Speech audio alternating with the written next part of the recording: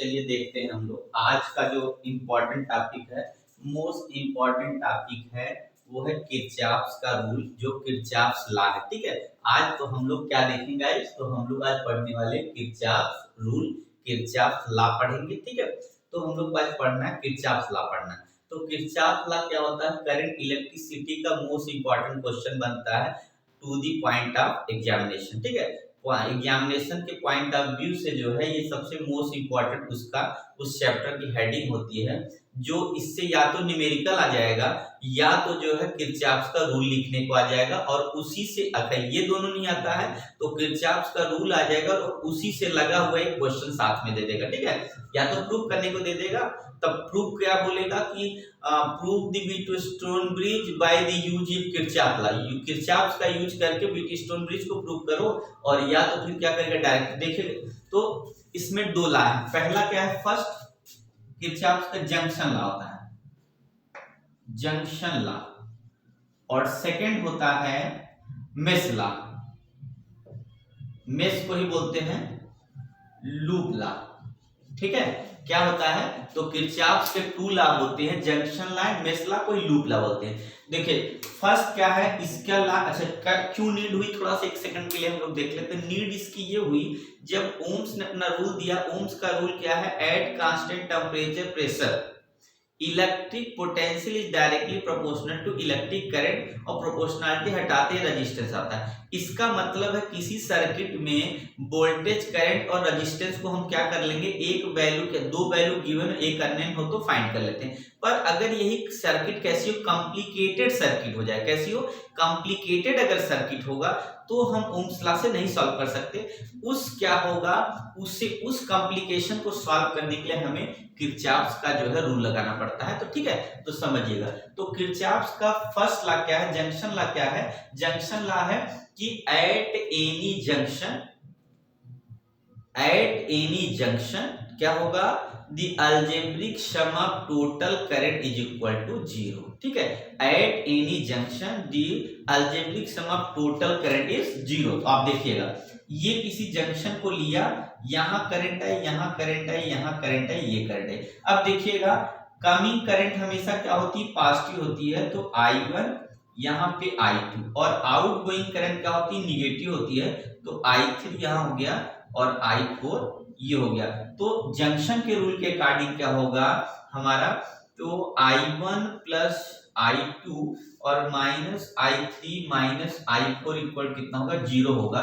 तो जंक्शन का रूल यही है, algebraic sum of total current at any junction equal to 0। ठीक है, या तो शॉर्टकट में कहीं देखेंगे आप ऐसे लिखा मिलेगा आपको इस तरीके से। ठीक है, तो इसका मतलब हमने इसको करके दिखा दिया इसे। तो याद क्या रखना है कि जो आउट देखिए कमिंग करंट जो होती है क्या होगा, इनकमिंग करंट जो होगी, इनकमिंग करंट जो होती है वो क्या होती है, पॉजिटिव होती है, ये याद रखना, पॉजिटिव होती है।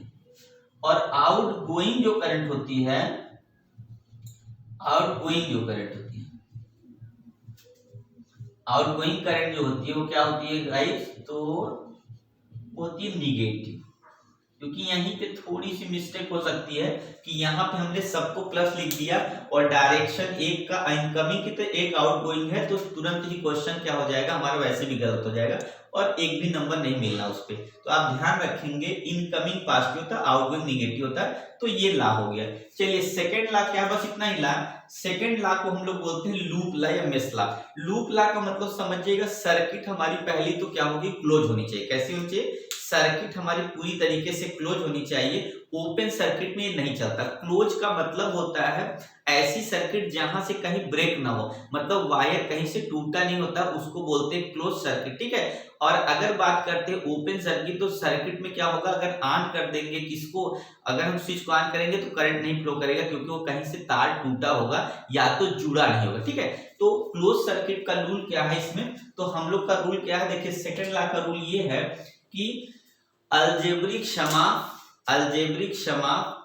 Current and resistance is equal to the algebraic sum of EMF in that circuit. ठीक है, मतलब total algebraic sum of current and resistance is equal to total EMF of in that, क्या है, total EMF in that circuit. तो यही हमारा क्या होता है सेकंड लॉ। अगर लिखेंगे तो होगा current, algebraic sum of current and resistance is equal to algebraic sum of EMF, या ऐसे भी लिखा होगा IR is equal to summation, यहाँ बी भी लिख सकते हैं, तो ये भी हो सकता है और ये भी हो सकता है। ठीक है, बात समझिएगा। क्या दिया, algebraic sum of current resistance is equal to the algebraic sum of EMF in that circuit. ठीक है, ये आप सबसे पहले बोलेंगे in close circuit the algebraic sum of current and resistance is equal to algebraic sum of total EMF in that circuit. तो जो circuit में करंट रेजिस्टेंस लगा उसका सम इक्वल होगा जो सर्किट में ईएमएफ लगा, मतलब बैटरी जो ईएमएफ मतलब जो बैटरी लगा है उसके सब के इक्वल होगा। फिर इसको हम लोग लेके सॉल्व करेंगे तो आ जाएगा। ठीक है, तो ऐसा में चलिए फटाफट इसको हम सॉल्व कर लेते हैं, आपको समझ आ गया होगा कैसे सॉल्व करना है। चलिए टाइम भी लॉस की, तो देखिएगा फटाफट जो है आप ये ऐसे बनाइए फटाफट करके। एक डायगोनल पे यहाँ पे गैल्वानोमीटर लगा दीजिए, यहाँ से इसको जोड़िए, इसको यहाँ से जोड़ लेते हैं, फिर इसको यहाँ से ऐसे जोड़ लीजिए, फिर इसको ऐसे जाइए, फिर यहाँ से थोड़ा सा ऐसे आइए, फिर यहाँ से ऐसे जोड़ लेते हैं, फिर इसको यहाँ से लाइए, फिर यहाँ से लाइए, फिर ऐसे करके यहाँ निकालिए, थोड़ा सा आगे से लाते हैं, यहाँ से इसको लाएंगे, फिर यहाँ से एक बैटरी जोड़ेंगे यहाँ फटाफट करके, एक छोटी बैटरी, एक बड़ी सी, ये बड़ी लाइन, फिर छोटी लाइन, फिर ये इसको जोड़ दिया, ये देखिए कनेक्ट हो गया।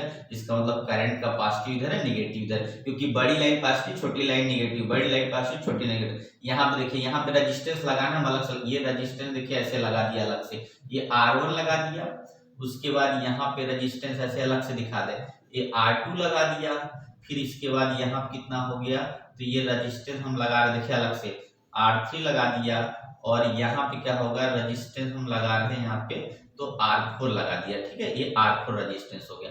तो करंट जब यहाँ से चलेगा गाइस, ऐसे चलेगा, ऐसे चलेगा, ऐसे चलेगा, तो करंट क्या होगा देखिएगा, यहाँ से इसमें नहीं जुड़ा होगा, देखिए यहाँ से ये यहाँ हो जाएगा डिस्ट्रीब्यूट, फिर यहाँ जब चलेगा करंट यहाँ पहुंचेगा, फिर यहाँ जाएगा, इसमें भी करंट इंटर कर जाएगा, और यहाँ से करंट क्या होगा इधर नहीं जाएगा, इधर चला जाएगा, और ये करंट इधर, ये वाली करंट यहाँ से क्या होगा, ये वाला इधर चला जाएगा। यहाँ से देखिए सबसे पहले क्या होगा, बैटरी से जब करंट निकलेगा, फिर यहाँ चला, इस जंक्शन पहुंचा, करंट क्या होगा पैरेलल है, डिवाइड हो गया, इधर चला गया और इधर चला गया, कुछ पार्ट मान लीजिए गैल्वानोमीटर जाकर, फिर यहाँ से क्या होगा इधर चला गया, और ये वाला क्या होगा इस तरफ निकल गया, और यहाँ से करंट ये वापस आ गई। ठीक है, तो चलिएगा ध्यान से देखिए, इसमें जो करंट आएगा इसको हम लोग IG करंट मान लें। ठीक है, गैल्वानोमीटर करंट, और ये रेजिस्टेंस को क्या मान लेते हैं, G है। अब देखिएगा अगर ये I1 करंट माने, इसको क्या मान ले I2 करंट है, तो यहाँ से अगर I1 है तो ये करंट भी I1 ही होगी, और यहाँ पे जो करंट जाएगी इधर क्या होगी तो I2 करंट होगी। बस इतना पहले ध्यान से देखिए क्या है, मान लीजिए इसको एक पैरेललोग्राम में सेट कर दिया गया। ठीक है, या क्वाड्रिलेटरल में ही सेट कर दिएगा मान लिए, तो ये क्या होगा R1 रेजिस्टेंस है, यहाँ R2 रेजिस्टेंस, यहाँ R3 रेजिस्टेंस, यहाँ R4 रेजिस्टेंस है, यहाँ पे रेजिस्टेंस R1 हो गया, और यहाँ पे R2 हो गया, यहाँ R3 और R3 और R4 हो गया। इसमें जब करंट यहाँ टोटल करंट यहाँ से चले, कितनी करंट चलेगी यहाँ से तो I होगी, और ये I आके क्या होती है यहाँ पे बढ़ जाती है, ये I1 हो जाता है, और यहाँ क्या होगा इसमें I2 चला जाता है। फिर ये क्या आप देखेंगे सीरीज में, इसमें I1 करंट जाएगा, और इधर से ये सीरीज में इसमें I2 करंट जाएगा, और थोड़ा सा मान लीजिए गैल्वानोमीटर में IG करंट गया। ठीक है, अब क्या करते हैं अकॉर्डिंग टू किसके किरचॉफ सेकंड लॉ का इस मेश क्योंकि क्लोज। अब देखिए ये जो हम लोग साइन ऐसे बनाएंगे ना वो अपना तरीके से बनाएंगे, चाहे जैसे इसको लेंगे ये साइन हमारी साइन होनी चाहिए, मतलब अगर हम लोग इसको समझ गए इस तरीके तो ये साइन देखेगा धीरे से क्या देखेगा, ये हम लोग एंटी क्लॉक हम लिए, देखिए क्लॉकवाइज, देखिए ये हमारा क्लॉकवाइज है क्योंकि ऐसे क्लॉक कैसे चलता है तो ये क्लॉकवाइज है। ठीक है, जब क्लॉकवाइज लेंगे तो हम लोग क्लॉकवाइज के हिसाब से अपना करंट और ईएमएफ लेंगे। तो इसमें देखिए फर्स्ट मेश ये ले लिया, ये फर्स्ट मेश लेके हम कर रहे हैं। देखिए तो जब लेंगे तो क्या करेंगे, किरचॉफ जब हम लोग सेकंड लॉ लगाएंगे तो किरचॉफ सेकंड लॉ है कि I1 R1 का मल्टीप्लाई करेंगे, मतलब पहला रेजिस्टेंस लिया करंट लिया, फिर प्लस कर लेंगे। यहाँ देखिए यहाँ क्या गैल्वानोमीटर में भी आएगा IG करंट आ गया और गैल्वानोमीटर का रेजिस्टेंस G मान लिया गया, फिर प्लस हो गया। अब देखिए जब यहाँ से चले पॉजिटिव, यहाँ से चले पॉजिटिव, पर देखेंगे हम जो लिए हैं डायरेक्शन हम लोग का देखिए ऐसे निगेटिव की तरफ जा रहा है, मतलब करंट इधर से I2 इधर आ रही है, हम लोग करंट के अपोजिट में जा रहे हैं, तो हम लोग की ये वाली जो वैल्यू होगी -I2R3 हो जाएगी, वो क्या हो जाएगी, अब यहाँ पे 0 हो गया। देखिए क्यों, क्योंकि ये हम लोग जो डायरेक्शन लिए है, जिस डायरेक्शन में करंट जा रहा है उस डायरेक्शन हम जो लिए हैं, तो हमारा ये पॉजिटिव होगा, यहाँ भी पॉजिटिव है, पर यहाँ पे देखिए करंट का डायरेक्शन I2 इधर की तरफ है, हम लोग का जो ये वाला डायरेक्शन लिए इधर की तरफ, इसलिए यहाँ पे नेगेटिव आ जाएगा और इक्वल टू क्या लग जाएगा 0, क्योंकि कोई बैटरी इस मेष में नहीं लगी है गाइस। तो आप समझ रहे हैं ना, ये हो गया हम लोग का। यहाँ पे देखिए अब क्या होता है, IG को हम लोग 0 मान लेंगे, क्योंकि एक बैलेंस कंडीशन है, ठीक है। बैलेंस कंडीशन जो होगी, जो बैलेंस कंडीशन होती है उसमें गैल्वानोमीटर जो करंट होता है वो क्या होता है 0 हो जाता है। तो हम लोग लिखें I1 R1 इज इक्वल, इसको उधर ले चले जाएंगे, लिखेंगे I2 R3, ये फर्स्ट इक्वेशन मान लेंगे, ठीक है। अब क्या लिखेंगे, मेष फर्स्ट मेष का, अब सेकंड में लेते हैं, यहाँ पे देखिए, ठीक है। अब देखिए फिर से, अब जैसा कहेंगे वैसा मान लेंगे, चलिए इसी साइड इसी तरीके से मान लेते हैं, ये भी क्लॉकवाइज, हमने क्लॉकवाइज लिया है, जब क्लॉकवाइज लेंगे फिर से देखिएगा तो यहाँ करंट का देखिए हम लोग ऐसे लिए हैं, तो करंट का डायरेक्शन भी यही है, तो करंट का डायरेक्शन अगर यही है, करंट I1 है, रेजिस्टेंस कितना I1 करंट है, रेजिस्टेंस R2 है। उसके बाद देखिए यहाँ जो वैसे है, तो देखिए यहाँ करंट का डायरेक्शन अपोजिट है और ये इधर जा रहा है, तो यहाँ माइनस हो जाएगा, ये I2 हो गया और रेजिस्टेंस R4 हो गया। फिर गैल्वानोमीटर में जाएंगे, तो गैल्वानोमीटर की रीडिंग में देख रहे हैं हम लोग क्या है, वो नीचे की तरफ आ रही है, तो इक्वल टू 0 हो गया। देखिए क्या कि जब हम इसमें मेष लगाएंगे सेकंड ला, तो क्या होगा कि जब यहाँ पे हम लोग क्या करेंगे, इसमें देख रहे हैं करंट I1 है, रेजिस्टेंस R2 है, पर करंट का डायरेक्शन जैसे हम लोग एंटी क्लॉकवाइज लिए वैसे आ रहा है, पर जब यहाँ पहुंचेंगे करंट का डायरेक्शन इधर है, हम लोग इसके अपोजिट कर ले, इससे यहाँ माइनस आ जाएगा। फिर यहाँ देखेंगे हम लोग करंट ऊपर से नीचे आए, हम लोग नीचे से ऊपर जा रहे हैं, इसलिए भी यहाँ भी माइनस होगा। और बैलेंस कंडीशन हम लोग जानते हैं IG की वैल्यू कितनी होती है, 0 होती है, तो यहाँ पर I1 और कितना होगा R2 हो जाएगा, इक्वल टू R2 और R4 हो गया। ये इक्वेशन सेकंड है, ठीक है। अब क्या करते हैं हम, तो डिवाइड कर देते, फर्स्ट इक्वेशन में सेकंड इक्वेशन से डिवाइड कर देंगे, तो I1 R1 हो जाएगा और अपान इसके कितना हो जाएगा, I1 जो है R2 हो गया, इक्वल टू लिखेंगे तो वैल्यू आ जाएगी I2 R3 अपान I2 R4, तो ये I2 I1 सब कट गया, बचा R1 upon R2 equal to R3 upon R4। इसको बोलते हैं किसकी, तो व्हीटस्टोन ब्रिज की बैलेंस कंडीशन, ठीक है। तो बैलेंस कंडीशन में व्हीटस्टोन ब्रिज की बैलेंस कंडीशन सबसे पहले ये होती है, जब मीटर ब्रिज में आप एक्सपेरिमेंट करते हैं, तो उसमें करते क्या है, सब ऑपरेटर्स जोड़ने के बाद सबसे पहले आप क्या करते हैं, जब चेक करेंगे तो उसमें लेफ्ट और राइट की जो वैल्यू होती है वो पहले डिफ्लेक्ट करेगा, एक बार लेफ्ट में जाएगा एक बार राइट में जाएगा, तो इससे क्या पता है ऑपरेटर सही। पर उसके बाद क्या करते हैं, इसका मतलब इसमें ये हुआ, 3 रेजिस्टेंस की वैल्यू अगर हमें नोन हो तो फोर्थ वाले अननोन की वैल्यू हम निकाल सकते हैं। तो मीटर ब्रिज में हम लोग यही यूज करते हैं, क्या करते हैं, 3 की वैल्यू पता है, चौथी निकालने के लिए हम लोग क्या करते हैं, उसको वायर पे स्लाइड करते हैं और जहां पे रखते हैं, जहां पे देखते हैं बैलेंस कंडीशन में 0 हो जाए, जब 0 हो जाएगा तो व्हीटस्टोन की बैलेंस कंडीशन आएगा, फिर इसी फार्मूले में रख के हम लोग अननोन रेजिस्टेंस की रेजिस्टिविटी निकाल लेते हैं। ओके गाइस, आपको समझ में आया कि नहीं, अगर नहीं आया तो आप बताइएगा। देखिएगा सबसे पहले क्या करना है हम लोग को, जंक्शन लॉ एक बार रिवाइज करते हैं, Kirchhoff first law junction law होता है, जंक्शन लॉ क्या है, algebraic sum of current at any junction equal to 0, ठीक है। सेकंड लॉ क्या है, in any close loop algebraic sum of current resistance is equal to algebraic sum of EMF in that circuit या in that loop, ठीक है, ये हो गया।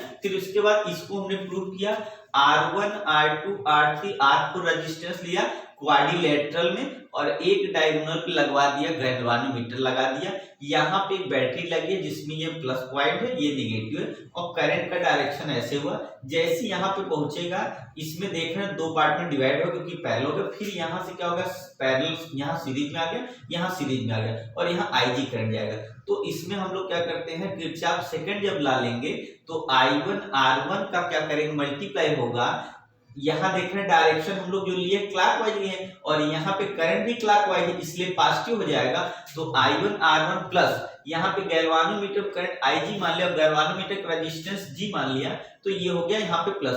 अब जैसे हम लोग यहाँ आते हैं, हम लोग को इधर जाना है क्योंकि लूप हम लोग का यहाँ तक बच लिए। अब क्या होगा, यहाँ देख रहे हैं करंट का डायरेक्शन इधर है, हम लोग इधर जाएंगे तो माइनस हो जाएगा I2R3 इक्वल टू 0। पहले से हम लोग को पता है कि रूल में क्या है, फार्मूले में इक्वल टू 0 था। चलिए ये हो गया बैलेंस कंडीशन। हम लोग जानते हैं आई गैल्वानोमीटर में जो रीडिंग होती है 0 हो जाती है जब मीटर बेंच पे रखते स्लाइड करते समय तब, ठीक है। तो ये हो गया I1R1 इक्वल टू I2R3, ये फर्स्ट इक्वेशन मान लिया है, ठीक है। चलिए ये हो गया हमारा, देखिए मेश, ये क्लोज लूप है। क्लोज लूप कौन सा, ये इतना क्लोज लूप है और जिसको हमने 2 मान लिया, इसका हमने अपनी तरफ से डायरेक्शन क्लॉकवाइज मान लिया। तो हम क्या करेंगे, देखिए फिर से जब सेकंड किरचॉफ सेकंड लॉ लाएंगे तो देख रहे हैं यहाँ पे डायरेक्शन क्या, करंट का इधर है, हम लोग भी इधर ही लिए हैं, इसलिए I1 I2 हो जाएगा।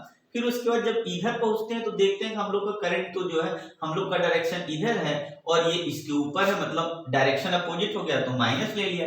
फिर यहाँ पे गैल्वानोमीटर में आते हैं, हम लोग का गैल्वानोमीटर करंट नीचे की तरफ, हम लोग ऊपर की तरफ लिए इसलिए माइनस हो गया।